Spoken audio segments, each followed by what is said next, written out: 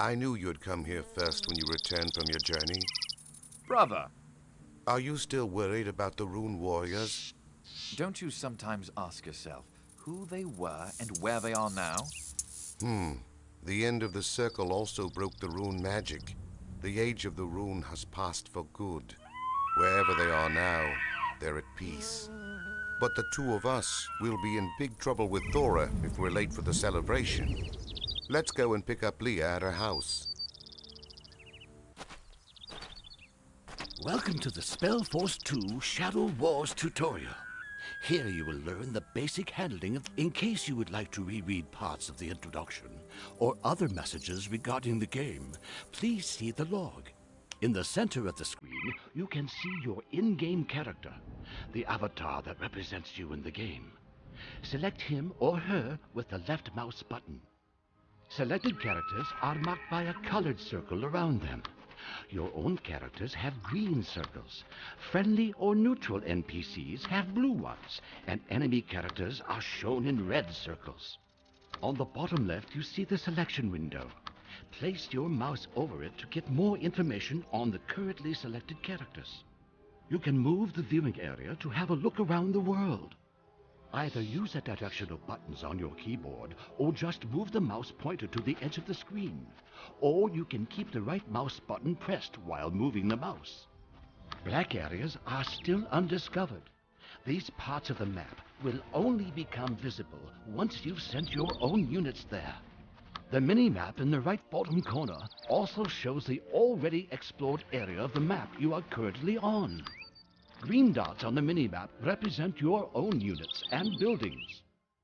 The blue dots stand for friendly and neutral units and buildings. And the red ones represent the enemies. You can select the avatar anytime just by left-clicking the avatar portrait in the upper left corner. A right-click centers the viewing area on him or her. Try it. Center the viewing area on the avatar by right-clicking on his or her portrait in the left upper corner. Good. You can move the viewing area around and also change the distance from the ground. To do this, either use the mouse wheel or the page up and page down buttons of your keyboard. Click on the mouse wheel until the view changes into pursuer's perspective. Good.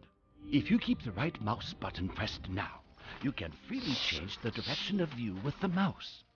In the pursuer's perspective, you can also operate your avatar directly with the directional buttons or the WASD keys. Simply press the T button to quickly go back to the default isometric view. Give it a try. In this view, you can only move your avatar around the world by clicking on your mouse. Make sure your avatar is selected and then right-click on the glowing mark in the landscape.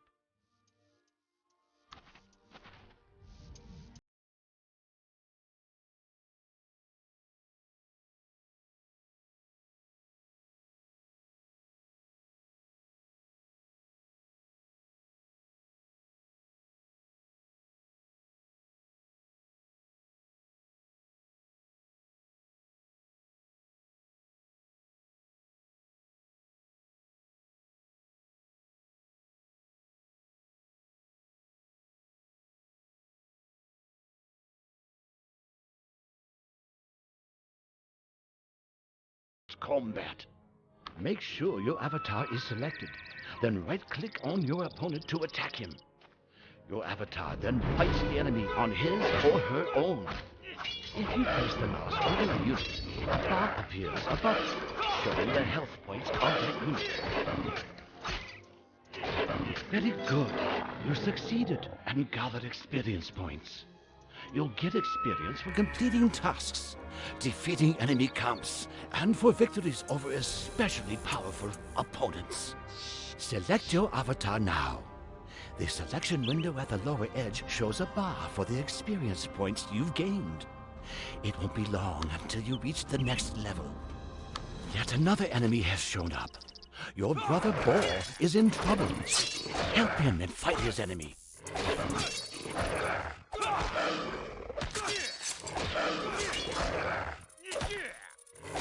Congratulations. Congratulations! You've gained experience and have reached a higher level. If you place the mouse over a unit, its level is shown above it. With each rise in level, you can further develop your skills. Can you see the plus sign on the right of the screen? Click on it. In these menus, you can see your avatar with his or her equipment on the left, and the skill tree on the right.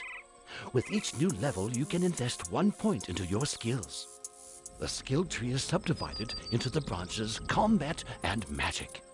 You can change the view by clicking on one of the 2 buttons. Each skill has 3 levels you need to learn before you can go on to learn more developed skills. Skills you're not allowed to learn yet are marked in gray. Many skills allow the avatar to carry better equipment. Others give him or her additional special abilities or spells. Place the mouse over the different skills for more information. You don't have to concentrate on combat or magic forever. With each new level, you can decide on which of the 2 directions your avatar needs to develop further.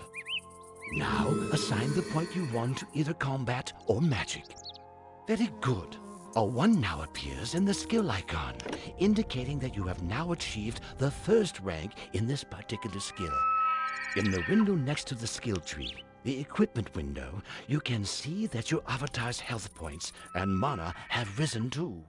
Mana is the magical power you need to cast a spell. Close the equipment menu by clicking on the bag at the top left. Your brother Ball has joined you. He'll accompany you as a so-called hero.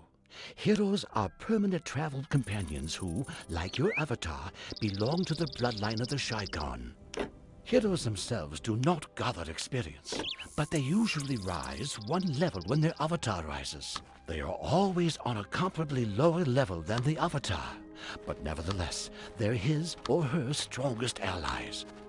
Keep the left mouse button pressed and move the mouse to draw a frame around your avatar and your hero to select them both. Send them further on to the east until they reach the gate. As soon as you've selected an enemy, buttons for all the possible actions will appear underneath the brackets of your units. This is called the Quick and Fight system. Select the enemy behind the gate, then let your avatar and boar attack by clicking the buttons for attack under their portraits. The glow effect around the corpse means that the opponent has loot on him. Make sure that either your avatar or boar are around, and then right-click on the glowing opponent. The little window that has just opened shows the opponent's loot. Pick up the 2 objects by clicking. Well done! The objects you captured are now in your inventory.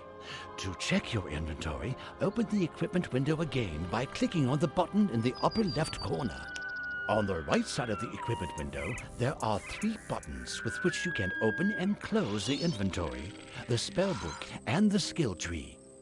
Now, open your inventory by clicking on the topmost of the 3 buttons in the equipment window. A little earlier, you captured 2 weapons that are now stored in the inventory. If you place your mouse over them, you'll see detailed information. The magic wand casts magical missiles on your enemies. It doesn't consume mana, but its magic is weaker than the spells the avatar can learn. The dagger, however, is better than the knife the avatar currently uses. Equipment objects like these weapons require a certain level, and often also certain skills. Objects you cannot use at the moment are marked in red. Left-click on the usable object to pick it up with the mouse. And put the object with another left-click into the equipment slot for the right hand of your avatar. With a left-click, you put the knife your avatar wore before into the inventory. Then close the inventory and the equipment window. Now go with Ball and follow the path. What the? Leah, sister! She stopped breathing. Quick, we need to perform the ritual.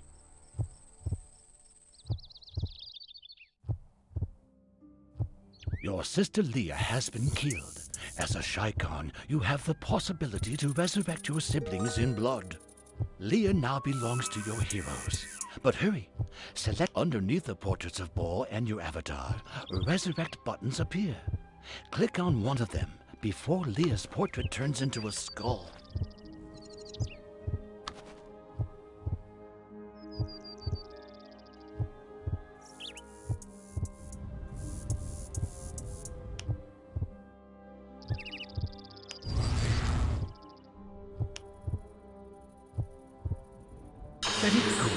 If your avatar or a hero dies, then another member of the group can resurrect the dead character this way, as long as there are no enemies close by. You also have to react quickly. If the portrait of the dead character or your avatar's portrait fully turns into a skull, the game ends. Your avatar can also summon his or her heroes from any place on the map, as long as none of them are entangled in a fight. Use your avatar's ability to summon Leah.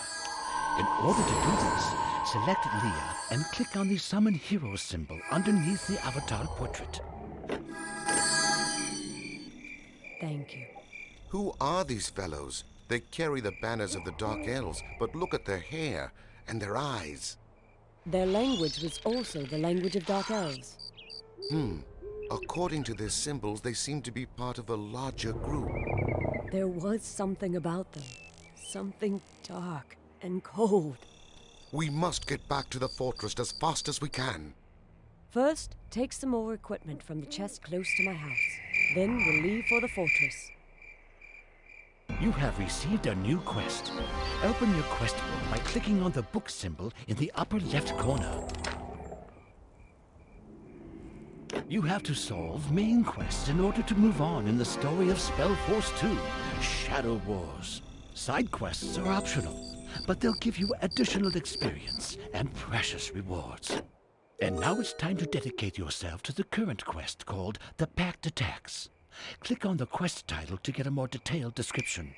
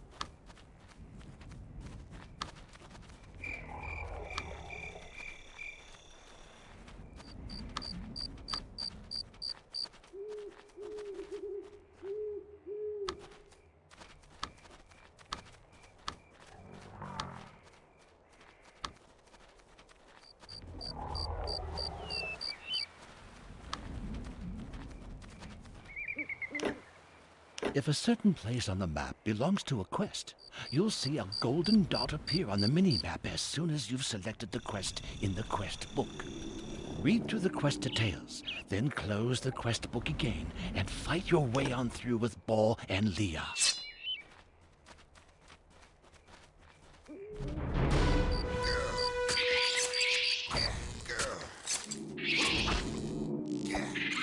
Congratulations! You've risen to level 3. Your heroes rose together with you and have also reached level 3. Leah has improved her skills in magic and learned a spell. Open up the equipment window again and select Leah's portrait in there.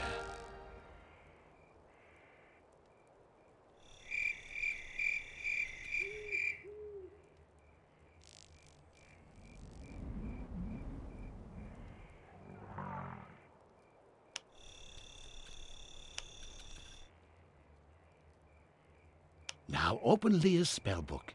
In order to do this, click on the middle one of the 3 buttons on the right side of the equipment window.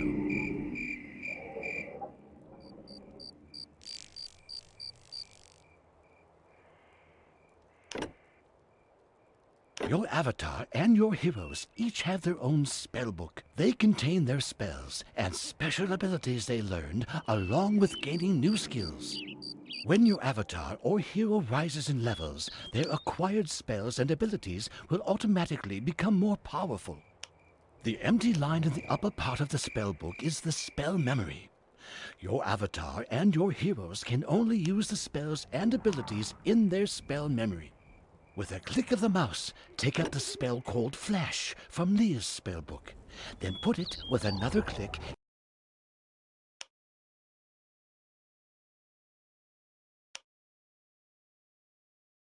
into a slot of Leah's spell memory. Excellent! This way, you can always change the currently usable choice of spells and abilities of your avatar and your heroes. Now close the spellbook and the equipment window, and then select Leah. As you can now see, an actions bar with the flash spell is displayed below for Leah. The use of spells and special abilities costs mana, which will regenerate. Underneath the green bar for the health points in the selection window, you can see a blue bar for mana. Make sure Leah is selected. Left-click on the spell Flash in the actions bar, and then left-click again on the opponent behind the gate.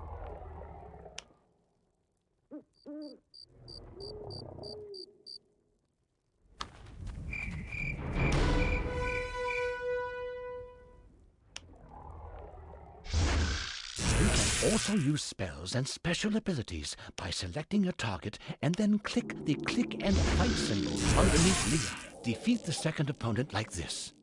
Since you now know about spells and special abilities, assign the skill point your avatar has won, if you haven't done so already. With his rise to level 3, Bo has achieved rank 2 of the skill Combat. Thus he's attained the fighting skill for a blow with increased damage. You can trigger this special ability just like a spell by either choosing it on Bo's actions bar or by clicking the click and fight symbol underneath Bo's portrait.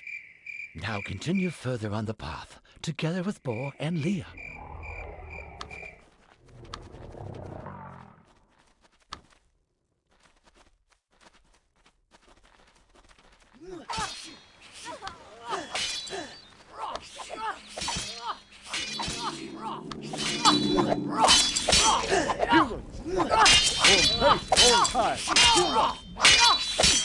Destroy the enemies attacking Night Zone.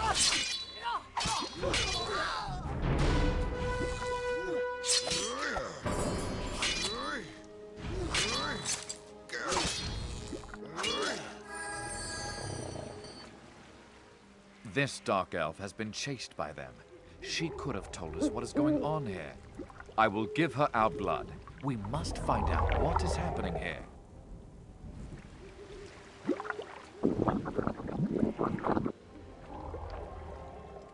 But I was... Dead, yes. You have received the blood of the Shaikan. The power of the dragon it contains has brought you back to life. I owe you my life. Tell me the price I have to pay. Tell me what is going on here. Who are those warriors? They're no common dark elves. They are the soldiers of the Shadow Pact, scouts of an army that's marching toward this country, and a part of the army is already on its way to the northwest. The northwest. That means toward home. We have to light a warning fire so our people can flee to the fortress in time. Let's go up to the sentry point. There's still more I need to tell you. I will accompany you on your way. You resurrected Nightsong with the blood bond and made her a member of your group. She remains independent, however, and thus only counts as a companion. Contrary to heroes, companions join you only temporarily. You can't equip them or have any influence on their skills. Continue on the way until you get to the marked spot.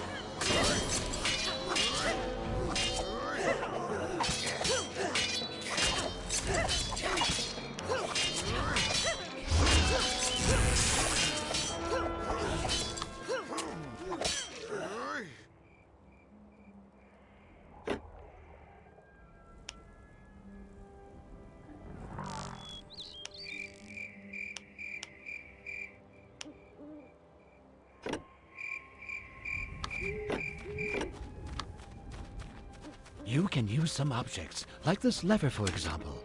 Make sure your avatar is selected, then click the lever with the right mouse button.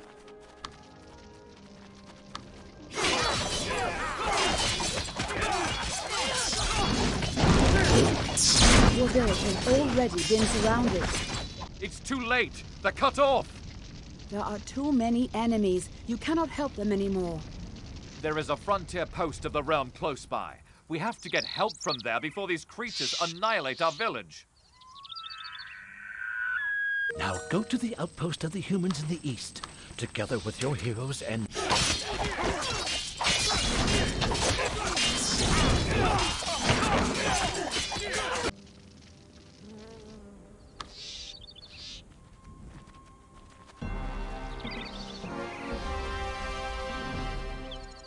This is for Psychor!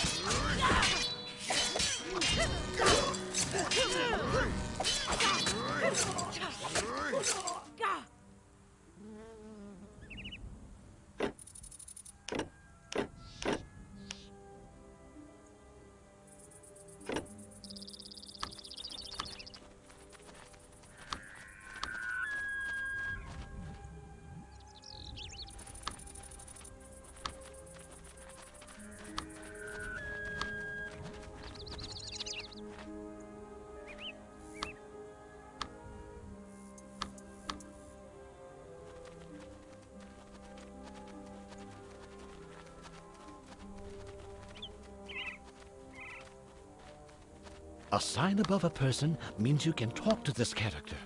An exclamation mark stands for main quests. A question mark stands for side quests. And a coin marks a merchant.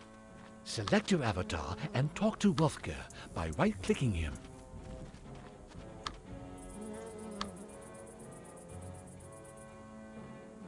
Take up position! There!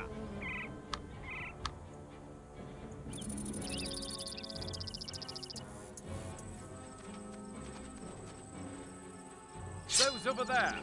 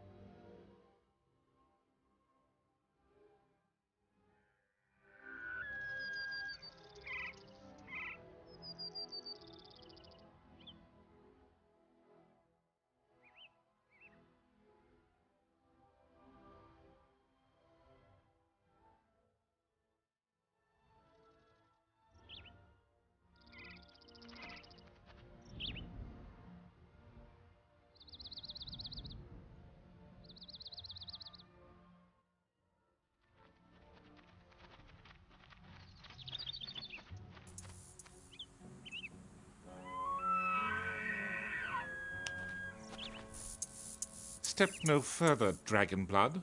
What do you want here with a dark elf? To warn you of an army that is about to penetrate this country, and whose advance guard has already encircled our village. We need your help to free it, Knights of the Realm. A Shy-Con is asking me for help? You are no servants of the light. You'd betray anyone just to suit your needs. My father died simply because he trusted one of you. That lies far in the past. My people will die. Do you want their blood on your hands, Knight of the Light?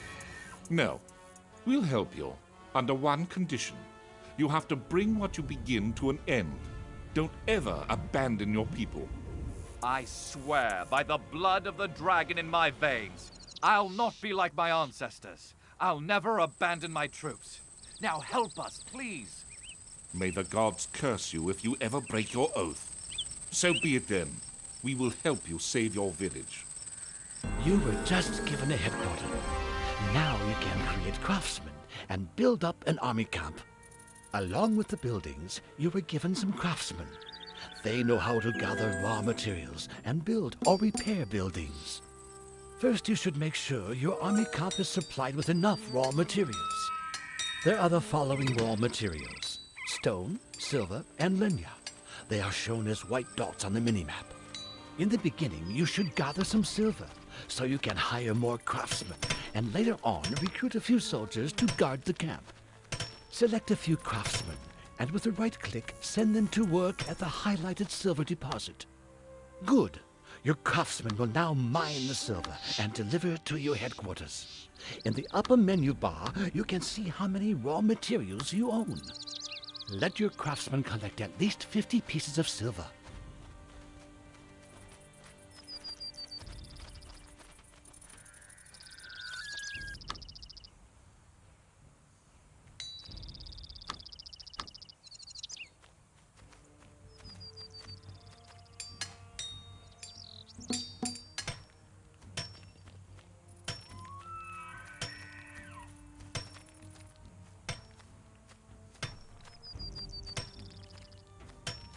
Very good.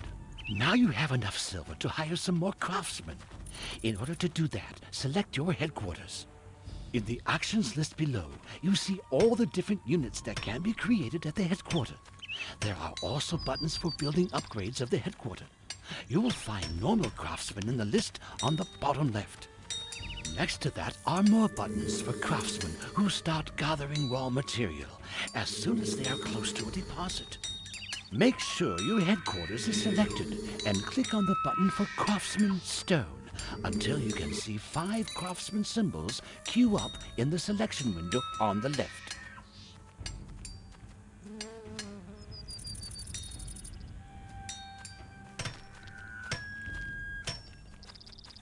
These craftsmen get to work right away and start gathering stone in the nearest stone deposit. But later on, you can also assign them different tasks. Craftsmen not only gather the raw material, they also know how to erect buildings or how to repair damaged ones. When you select a craftsman, a construction menu appears on the lower edge of the screen. It shows you all the buildings you are currently allowed to build. When you place the mouse over one of the building icons, you will learn more about the costs, the functions, and the preconditions for building it. In order to recruit simple military units, you need a blacksmith. As soon as your blacksmith is finished, you can create soldiers in the headquarters.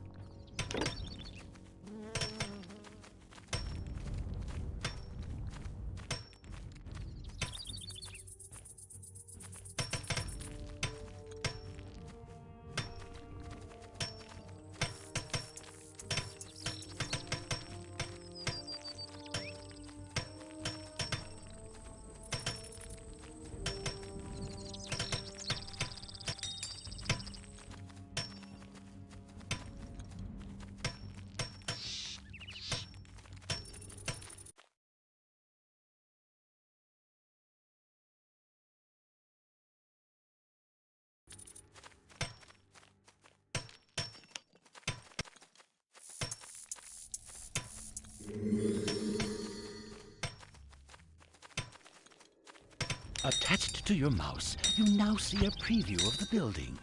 Place the building with a click as close as you can to the spot with the glowing mark.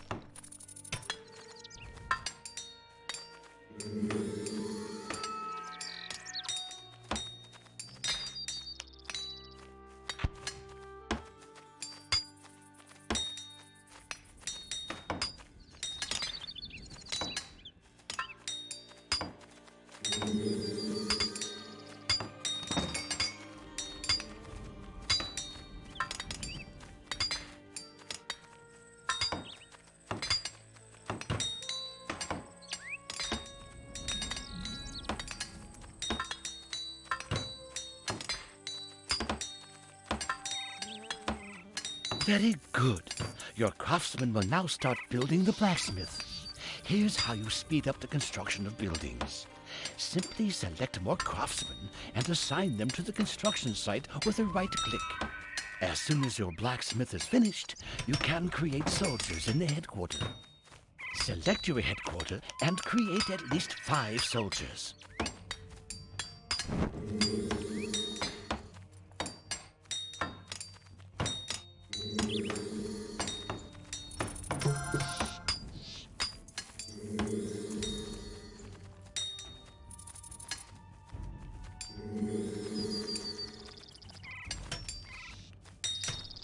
Congratulations! You've just created your first little army. Military units are on a lower level than heroes, but you can always create large numbers of military units as long as you gather enough raw materials. Select your soldiers. Attack the opponents at the glowing mark with a right click and defeat them.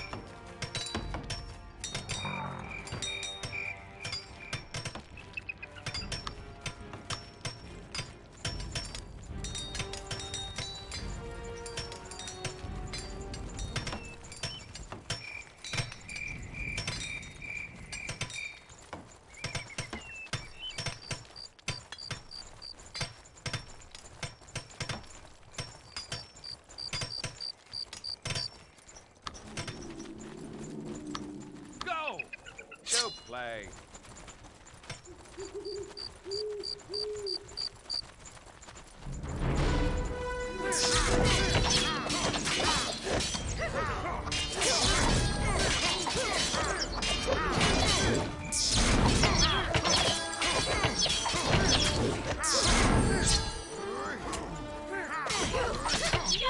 A little farther ahead, a larger force with some mages has set up camp.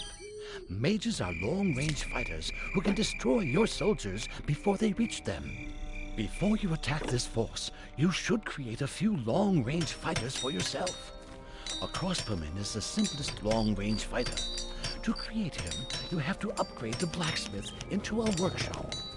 Select the blacksmith in your gun and click on the button Workshop in the Actions bar on the bottom right. In case you don't have enough stone, your craftsman must first gather more of it. If you enlarge your army, you will soon need more space for military units. Each military unit uses one or more unit slots. In the upper menu bar, you can see how many unit slots for military units you have, and how many of them are occupied already. Farms are buildings that increase the number of your unit slots. In case all your craftsmen are busy at the moment, recruit some more normal craftsmen in your headquarters. On the right of the selection window, there is the button for Idle Craftsmen. It shows you the number of craftsmen currently out of work, so you can easily select them. Click on the button Idle Craftsman several times, and each click will add one idle craftsman to the selection. Select at least 3 idle craftsmen like this.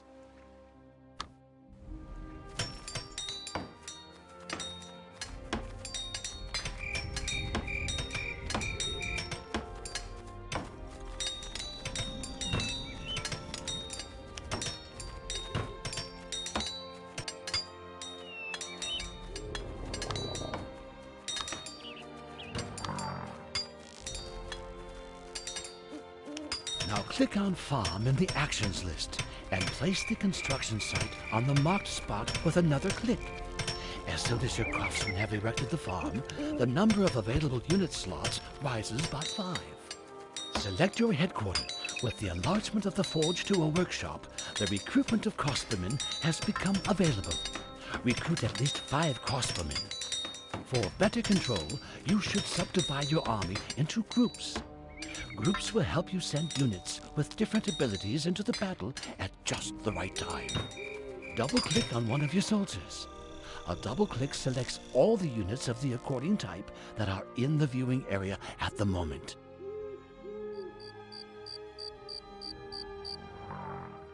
On the upper menu bar, you can see several small buttons.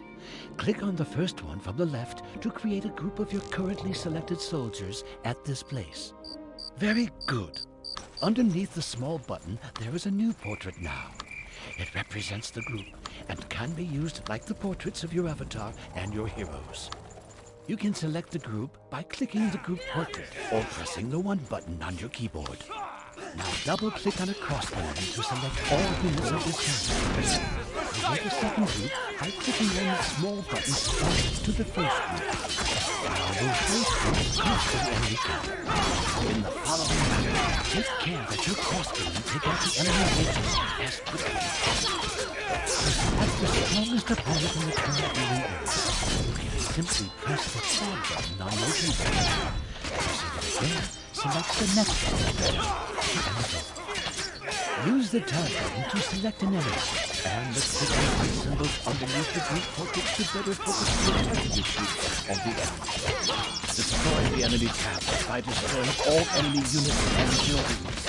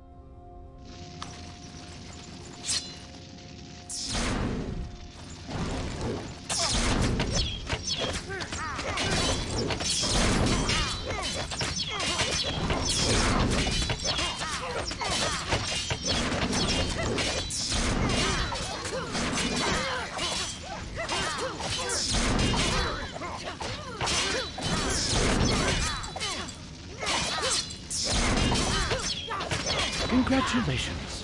You have just mastered your first battle in SpellForce 2 Shadow Wars. This introduction ends here, but in the course of the game, you will get further hints for more developed playing techniques.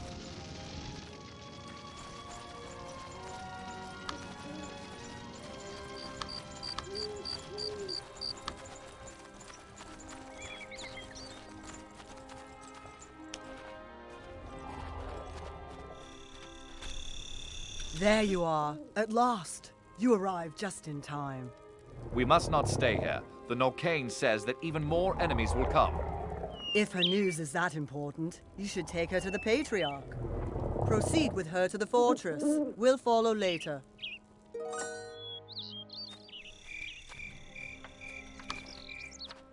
The Patriarch? Our Lord Ur. He'll know what to do.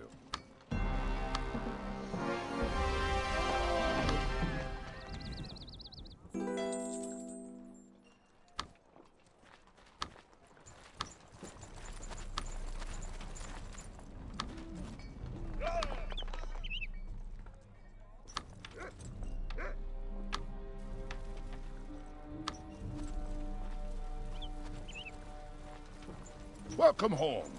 We heard about what happened. Keep going up the mountain. The Patriarch is already waiting for you there.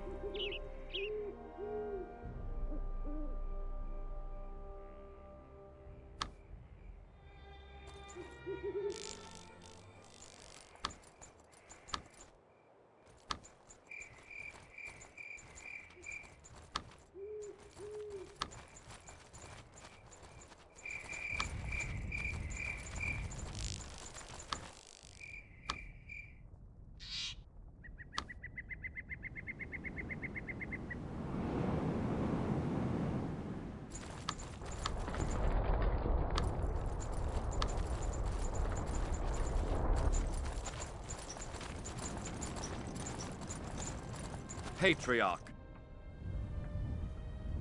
It's been a long time, my child. Tell me all. I bring you this Norcane. She knows what's going on. I am called Nightsong. I bring you news from a war among brothers in a land of the Dark Elves. A part of my people has allied themselves with the Shadows. They call themselves the Pact. The Shadows. Creatures from another world, enemies of all life, and they are on their way here, together with an army of the Norcane. And you want to warn us? Why should we trust you? Before my father, Count Moshalak, died, he gave me this, the sigil of the Norcane. That should suffice for a reference. So Craig was killed? Yes, his last will was that I should warn the people of the light against the shadows. So I have to continue my way to the kingdom of the humans. Yes, you will have to go there. And you, child, will accompany her. But what about the army of the Pact? I have to help defend here. No, child. You have to get help. Search for Baron Ortbrand in Normal. He'll give you an escort to get to King Ulf. Bring your warning to the king, and come back with an army that can fight against this pact. We will hold position here. But Patriarch...